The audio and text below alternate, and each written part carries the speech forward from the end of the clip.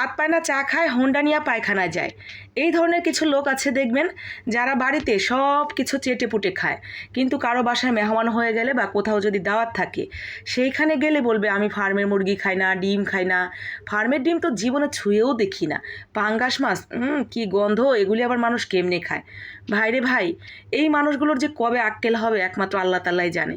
ভাই, তুমি তোমার বাড়িতে নাই খাইতে পারো, বা তুমি কোনো দিনও ছুঁয়েও দেখো না, সেটা তোমার ব্যাপার, তোমার রুচির ব্যাপার। কিন্তু তুমি যার বাসায় বেড়াতে গেছো, সে তোমার জন্য ভালোবেসে তার সামর্থ্য অনুযায়ী যতটুকু পেরেছে আয়োজন করেছে।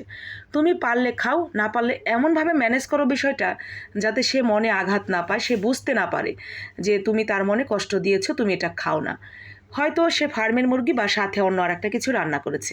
একটা জিনিস দিয়েই তো আর মেহমানকে কেউ আপ্যায়ন করে না।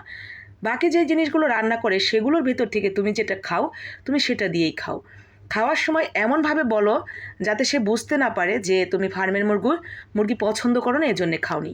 হয়তো ধরো ফার্মের মুরগির সাথে একটা ভর্তা করেছে কি একটা শাক রান্না করেছে, সেই শাকটা দিয়েই তুমি এমনভাবে মজা করে খাওয়া শুরু করো যেন সে বুঝতে পারে যে ওই শাকটা বেশি মজা লেগেছে, এজন্যই তুমি ফার্মের মুরগিটা তোমার পাতে তুলোনি। তাকে সরাসরি বলে অপমান করার দরকার নেই যে আমি তো ফার্মের মুরগি খাই না, আমাদের বাড়িতে জীবনেও ফার্মের মুরগি রান্না করা হয় না।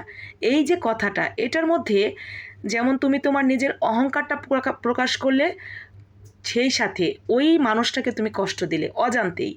এই যে অজান্তেই আমরা মানুষকে কষ্ট দিয়ে ফেলি, আঘাত দিয়ে ফেলি, এই জিনিসগুলো কিন্তু মানুষ ভোলে না। এই জিনিসগুলো মানুষ মনের ভিতরে টুক করে রেখে দেয়। যখন দেখা যায় ওই মানুষটা আবার সামনে আসে, তখনই তার মনে পড়ে।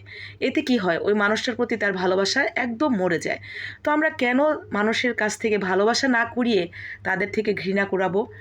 আর আমার প্রশ্ন, এই যে যারা তোমরা বলো যে ফার্মের মুরগি খাই না, ডিম খাই না, পাঙ্গাস মাছ খাই না, প্রশ্ন, ফার্মের মুরগি ছাড়া কোন খাবারটা তৈরি হয়?